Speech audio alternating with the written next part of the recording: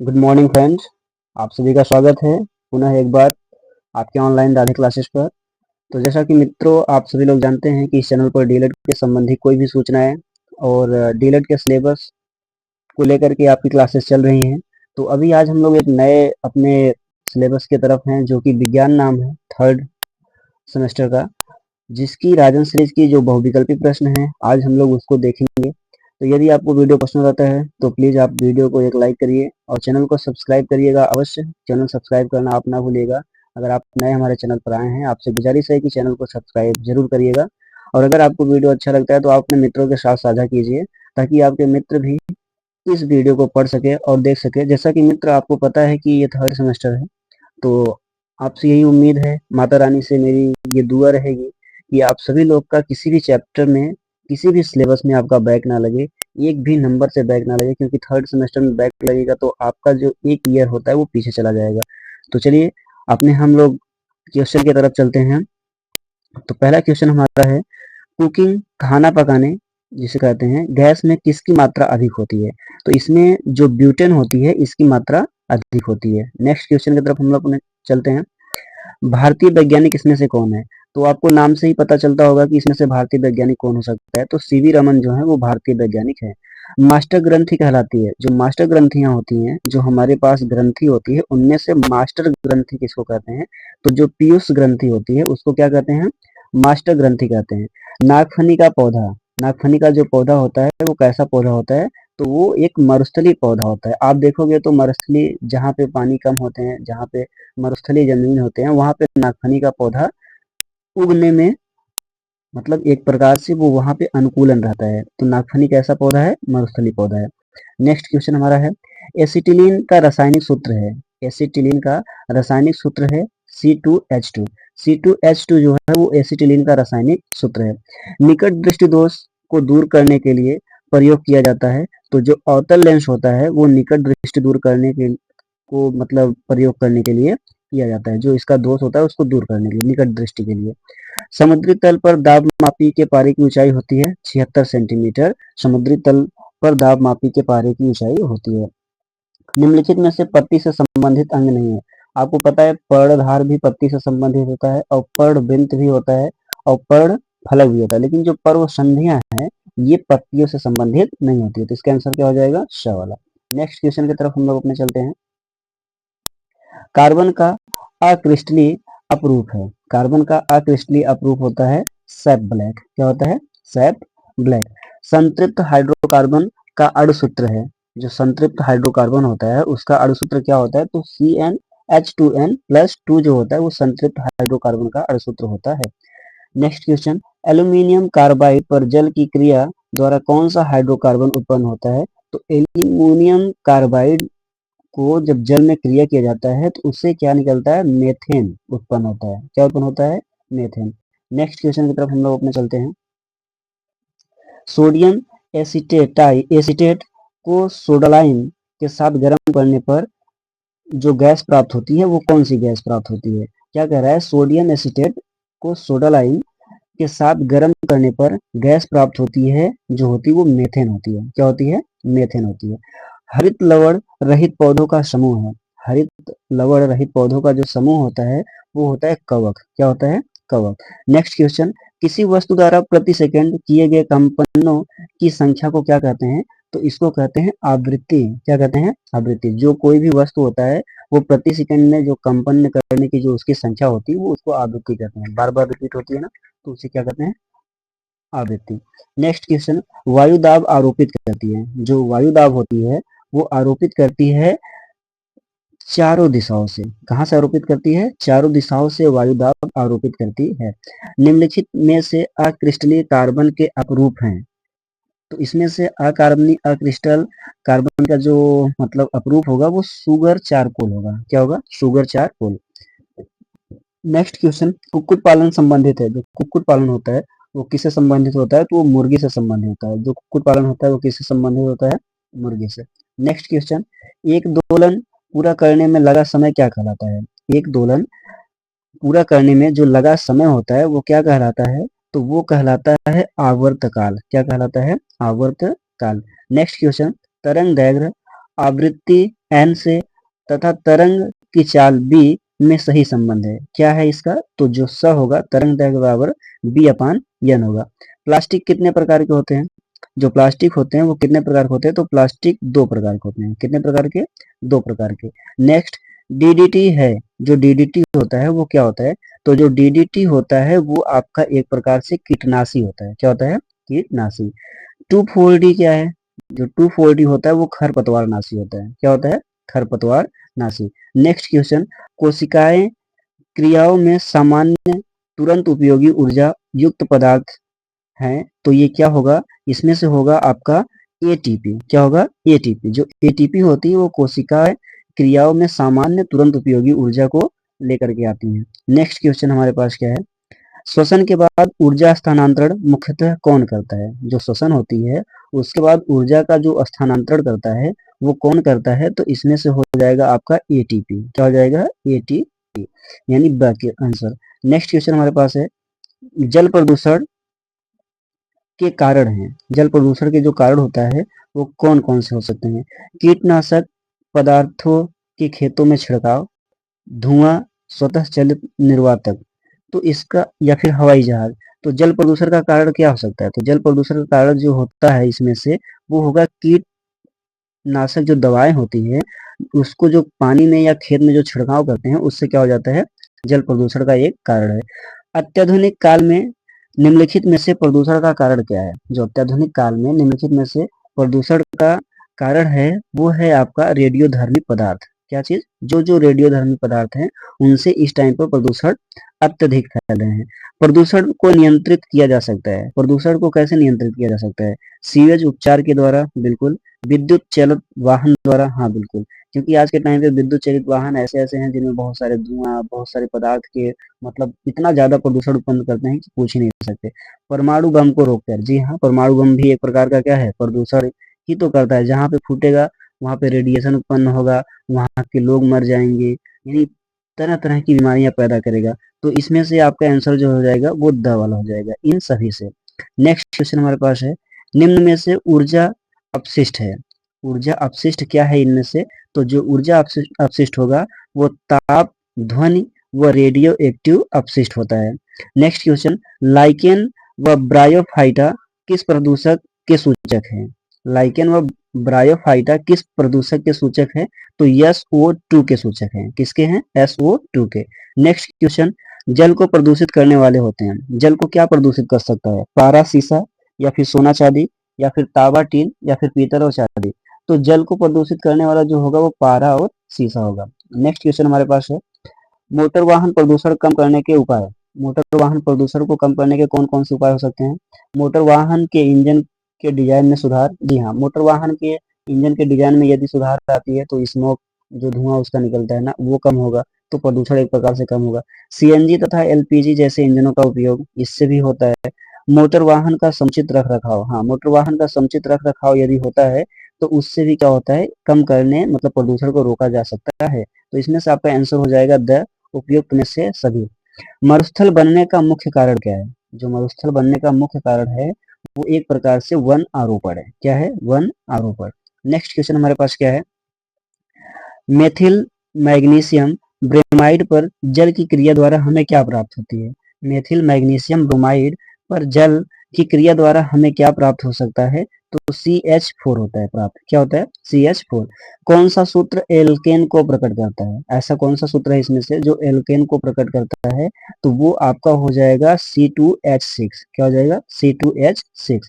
Next question, कच्चे फलों को पकाने में सहायक होते हैं। जो कच्चे फल होते हैं, आप देखे होंगे, केला रख दीजिए, आम रख दीजिए, उसको पकाने के लिए आप मार्केट से जाकर के दवा लेकर के आते हैं, तो वो कौन सी दवा होती है? तो वो एथिलीन होती है। क्या होती है? एथिलीन। ये कच्चे फलों को पकाने में सहायक होती है। नेक्स्ट क्वेश्चन, यूरिया का संश्लेषण होता है। जो यूरिया होता है उसका संश्लेषण कहाँ पर होता है? तो यूरिया का संश्लेषण होता है आपका यकृत में। कहाँ होता है? यकृत में यूरिया का संश्लेषण होता है। नेक्स्ट क्वेश्चन की तरफ हम लोग चलते हैं, वृक्कों का कार्य क्या है? जो वृक्क होते हैं उनका कार्य क्या होता है? तो उनका कार्य होता है उत्सर्जन करना। क्या कार्य होता है? उत्सर्जन करना। विलियम हार्वे किसकी खोज के लिए प्रसिद्ध हैं? जो विलियम हार्वे हैं वो मतलब किसकी खोज के लिए प्रसिद्ध हैं? तो वो रक्त परिसंचरण खोज की लिए प्रसिद्ध हैं। कौन? William Harvey. नेक्स्ट क्वेश्चन आपके पास आता है, निम्न में से कौन पूरे शरीर को रक्त की आपूर्ति हृदय से करता है? ऐसे कौन से शरीर मतलब कि अंग हैं जो रक्त की आपूर्ति हृदय से करता है? तो इसमें से कौन है भाई? तो इसमें से आपका हो जाएगा धमनियां। जो धमनियां होती हैं उन्हीं के द्वारा पंप करके ब्लड जो है वो निकलती हैं और वो पूरे शरीर में क्या करती हैं, पूरा का पूरा पहुंचाती हैं। नेक्स्ट क्वेश्चन हमारे पास है, नेक्स्ट क्वेश्चन है, ग्लाइकोलिसिस में कितने एटीपी अणुओं का लाभ होता है? जो ग्लाइकोलिसिस होता है उसमें कितने एटीपी अणुओं का लाभ होता है? तो उसमें होता है आपका 2। कितना होता है? 2 एटीपी है। एटीपी क्या है? आपसे पूछा जा सकता है एटीपी क्या है? तो आपका आंसर होगा एटीपी एक अणु जिसमें उच्च ऊर्जा युक्त फास्फेट बंध होते हैं। तो एटीपी क्या होता है? एक प्रकार का अणु होता है जिसमें मतलब उच्च ऊर्जा होती है और वो ऊर्जाएं जो होती है वो फास्फेट बंध से बंधे हुए रहते हैं। नेक्स्ट क्वेश्चन है, अनाक्सी श्वसन का अंतिम उत्पाद है। जो अनाक्सी श्वसन होता है उसका अंतिम उत्पाद क्या होता है? तो एथिल एल्कोहल होगा इसका अंतिम उत्पाद। नेक्स्ट क्वेश्चन हमारे पास है, केल्विन पैमाने पर पानी का क्वथनांक होता है। जो केल्विन पैमाने होते हैं उस पर पानी का क्वथनांक कितना होता है? तो 373 केल्विन होती है, 373 के। दो वस्तुओं के ताप में 63 डिग्री सेल्सियस का अंतर है। केल्विन मापने पर यह अंतर होगा। जो दो वस्तुएं हैं उनमें कह रहा है 63 डिग्री सेल्सियस का अंतर है ना। केल्विन मापने पर यह अंतर होगा, तो केल्विन मापने पर यह अंतर होगा 63 के। क्या होगा? 63 के। नेक्स्ट क्वेश्चन हमारे पास है, अंगीठी पर पतीली में पानी रखकर या पानी भरकर रख देने से पानी जो गर्म हो जाता है उसका क्या कारण होता है? तो उसका कारण होता है चलन तथा संवहन द्वारा। जो चलन तथा संवहन द्वारा होता है वो एक प्रकार से, अगर आप अंगीठी पर पतीली में पानी भरकर रख देंगे तो वो पानी क्या हो जाता है? गर्म हो जाता है। नेक्स्ट क्वेश्चन, सूर्य के प्रकाश की ऊर्जा पृथ्वी तक पहुंचती है, किस कारण पहुंचती है? सूर्य की जो प्रकाश होती है वो पृथ्वी पर जो उसकी ऊर्जा होती है वो पहुंचती है, किसके कारण पहुंचती है? तो वो विकिरण के द्वारा पहुंचती है। किसके द्वारा? विकिरण के द्वारा। नेक्स्ट क्वेश्चन, वाष्पन की गुप्त ऊष्मा का मात्रक है। जो वाष्पन होता है उसकी गुप्त ऊष्मा का मात्रक क्या होता है? तो कैलोरी प्रति ग्राम होता है। क्या होता है? कैलोरी प्रति ग्राम। पानी की विशिष्ट ऊष्मा होती है, जो पानी होती है उसकी विशिष्ट ऊष्मा होती है अधिकतम। क्या होती है? अधिकतम। नेक्स्ट क्वेश्चन पे हम लोग अपने चलते हैं, ऊष्मा संचरण सबसे तेज होता है। जो ऊष्मा संचरण होता है वो सबसे तेज होता है किसमें होता है? तो वो विकिरण में होता है। आपको पता है सूर्य की जो ऊर्जा होती है वो भी किसके द्वारा पहुंचती है? विकिरण के द्वारा। किस अवतल दर्पण द्वारा बना प्रतिबिंब वस्तु के आकार का बराबर होगा? वो जो वस्तु होता है वो कौन सा, मतलब उसमें कौन सा लगेगा इसमें? तो क्या होगा इसमें? जो होगा वो वक्रता केंद्र पर होगा। किसमें होगा? वक्रता केंद्र पर होगा। नेक्स्ट क्वेश्चन हमारे पास है, उत्तल दर्पण से बना प्रतिबिंब। जो उत्तल दर्पण से बना प्रतिबिंब होता है वो कौन सा होता है? तो उत्तल दर्पण से बना प्रतिबिंब सदैव आभासी होता है। कैसा होता है? सदैव आभासी होता है। किसी उत्तल लेंस से बना प्रतिबिंब आभासी होगा यदि, इसका आंसर यहाँ टिक मारा हुआ है, यदि वस्तु फोकस व प्रकाशी केंद्र के बीच में होगा। तो उत्तल दर्पण से बना प्रतिबिंब क्या होता है? सदैव आभासी होता है।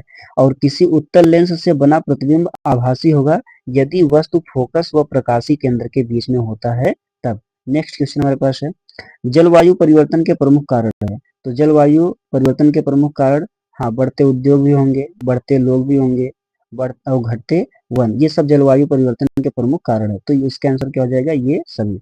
नेक्स्ट क्वेश्चन, एक परितंत्र में शैवाल, शैवाल का मतलब होता है हरिकाई। आप देखते होंगे ना बारिश के टाइम पर, अभी बारिश चल रही है जहाँ पर पानी रुका रहेगा, फिर उसके बाद जब पानी सूख जाती है तो आप वहां पर देखेंगे हरी हरी जो मतलब एक प्रकार से घास ही कह लीजिए, पर वो घास होता नहीं है।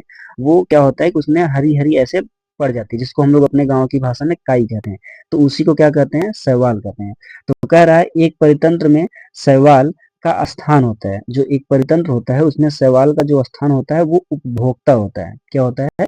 उपभोक्ता। नेक्स्ट क्वेश्चन हमारे पास, ग्राम पॉजिटिव और ग्राम निगेटिव बैक्टीरिया में जो मुख्य अंतर होता है वह किसकी संरचना की भिन्नता के कारण होता है? कह रहा है ग्राम पॉजिटिव और ग्राम निगेटिव की बैक्टीरिया में जो मुख्य अंतर होता है वह किसकी संरचना की भिन्नता के कारण होता है? तो वो आपका आंसर हो जाएगा कोशिका भित्ति के कारण होता है। नेक्स्ट क्वेश्चन, जीवाणु की कोशिका भित्ति किससे बनी होती है? किसकी बनी होती है? जो जीवाणु होते हैं उनकी जो कोशिका भित्ति होती है वो किससे बनी होती है? तो वो म्यूकोपेप्टाइड से होती है। किससे होती है? म्यूकोपेप्टाइड से। नेक्स्ट क्वेश्चन, पाश्चर किसके लिए प्रसिद्ध है? जो पाश्चर है वो किसके लिए प्रसिद्ध है? तो वो जर्म थ्योरी ऑफ डिसीज के लिए पाश्चर जो होता है वो क्या है? प्रसिद्ध है। नेक्स्ट क्वेश्चन की तरफ हम लोग अपने चलते हैं। जीवाणु से उत्पन्न कुछ रोग, जो जीवाणु से उत्पन्न कुछ रोग होते हैं वो कौन कौन से हो सकते हैं? तो वो टिटनेस, टाइफाइड, ट्यूबरकुलोसिस जो होता है वो जीवाणु से उत्पन्न रोग होते हैं। नेक्स्ट, दूध खराब होता है। दूध किस वजह से खराब हो जाता है? तो दूध जो खराब होता है वो आपका लैक्टोबैसिलस के कारण होता है। जो दूध रखे रहते हैं, देखते हैं फट जाता है या खराब हो जाता है, तो किसके कारण खराब होता है? लैक्टोबैसिलस के कारण। ये इंपॉर्टेंट क्वेश्चन है, इस क्वेश्चन को याद करके रखना। मे भी हो सकता है कि क्वेश्चन आ जाए। नेक्स्ट क्वेश्चन हमारे पास विषाणु शब्द है। जो विषाणु शब्द होता है वो कैसा शब्द होता है? तो विषाणु शब्द एक प्रकार का लैटिन शब्द है। कैसा शब्द है? लैटिन शब्द। नेक्स्ट क्वेश्चन, बैगन की छोटी पत्ती रोग किसके द्वारा होता है? जो बैगन में छोटी पत्ती का रोग होता है वो किसके कारण होता है? तो माइकोप्लाज्मा के कारण होता है। किसके कारण होता है? माइकोप्लाज्मा के कारण।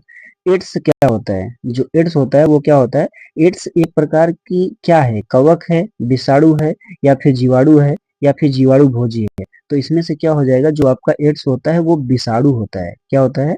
विषाणु से होता है। ठीक। नेक्स्ट क्वेश्चन हमारे पास है, स्वस्थ नेत्र के लिए दूरबिंदु होता है। जो एक प्रकार की स्वस्थ आंखें होती हैं, जो स्वस्थ नेत्र होता है उनके लिए दूरबिंदु क्या होती है? तो वो अनंत होती है। क्या होती है? अनंत होती है। नेक्स्ट, मानव नेत्र में रेटिना पर बनने वाला प्रतिबिंब क्या होता है? जो मानव नेत्र पे मतलब रेटिना पर जो प्रतिबिंब बनता है वो कैसा बनता है? तो वो उल्टा होता है परंतु दिखाई सीधा देता है। जो प्रतिबिंब बनता है मानव नेत्र के रेटिना पे वो कैसा बनता है? उल्टा बनता है, लेकिन दिखाई कैसे देता है? वो दिखाई सीधा देता है। नेक्स्ट क्वेश्चन, नेत्र लेंस होता है। जो नेत्र लेंस होता है वो क्या होता है? अभिसारी होता है, अपसारी होता है, या अभिसारी और अपसारी दोनों होते हैं, या इनमें से कोई नहीं? तो जो नेत्र लेंस होता है वो अभिसारी होता है। कैसा होता है? अभिसारी। नेक्स्ट क्वेश्चन, संयुक्त सूक्ष्मदर्शी में वस्तु के सापेक्ष अंतिम प्रतिबिंब बनता है।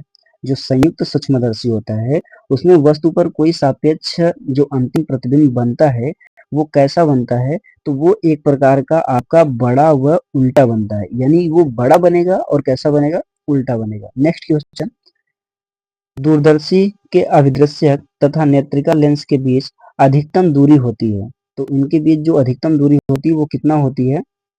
तो इनके बीच की अधिकतम दूरी आपकी होगी अभिदृश्यक और नेत्रिका लेंस के फोकस दूरी के योग के बराबर होती है। ठीक। दूरदर्शी के अभिदृश्यक तथा नेत्रिका लेंस के बीच की दूरी कितनी होती है? तो वो अभिदृश्यक और नेत्रिका लेंस के फोकस दूरी के योग के बराबर होती है। नेक्स्ट क्वेश्चन की तरफ हम लोग अपने चलते हैं। एक लेंस की फोकस 20 सेंटीमीटर है। एक लेंस की फोकस दूरी कितनी सेंटीमीटर है? 20 सेंटीमीटर है। तो इसकी क्षमता क्या होगी? तो इसकी क्षमता होगी 5D, 5 डायोप्टर। नेक्स्ट, एक उत्तल लेंस की क्षमता 2 डायोप्टर है। इसकी फोकस दूरी कितनी होगी? जो एक उत्तल लेंस है इसकी क्षमता जो है वो 2 डायोप्टर है। इसकी फोकस दूरी कितनी होगी? तो इसकी फोकस दूरी 50 सेंटीमीटर होगी। कितनी होगी? 50 सेंटीमीटर। नेक्स्ट क्वेश्चन, दूर दृष्टि दोष से पीड़ित व्यक्ति का निकट बिंदु स्थित होगा। जो दूर दृष्टि दोष से पीड़ित व्यक्ति होता है उसका जो निकट बिंदु स्थिति होता है वो कितना होगा? तो वो कितना होगा? अनंत पर होगा। कैसा होगा? अनंत पर होगा। नेक्स्ट क्वेश्चन हमारे पास क्या है, किस गैस में निम्न प्रकार की तरंगे उत्पन्न हो सकती है? ऐसा वो कौन सा गैस है जिसमें निम्न प्रकार की तरंगे उत्पन्न होती है? तो वो कौन सा गैस होता है आपका? वो आपका गैस होता है इसमें से आपका हो जाएगा, हाँ, अनुदैर्घ्य होता है। केवल अनुदैर्घ्य जो मतलब तरंगे होती हैं वो जो गैसें होती हैं इनमें से निम्न प्रकार की तरंगे उत्पन्न होती है। लोहे में निम्न प्रकार की तरंगे उत्पन्न हो सकती है। जो लोहा होती है उनमें से निम्न प्रकार की तरंगे उत्पन्न हो सकती है। कौन कौन सी? तो इसमें से अनुदैर्घ्य लोहे के अंदर तथा सतह पर अनुप्रस्थ, यानी लोहे के अंदर जो होगा वो अनुदैर्घ्य होगा और जो उसके सतह पर होगा वो अनुप्रस्थ होगा। नेक्स्ट क्वेश्चन की तरफ अपने चलते हैं। गोली दर्पण की वक्रता त्रिज्या जिसको R से रिलेटेड करते हैं तथा फोकस दूरी F में संबंध है। तो जो गोली दर्पण की वक्रता त्रिज्या R होती है और तथा फोकस दूरी जो F होती है उनमें संबंध कौन कौन कर सकता है? तो F बराबर 1/2 R, F बराबर 1/2 R जो होता है ये इनमें संबंध रखता है। एक उत्तल दर्पण की फोकस दूरी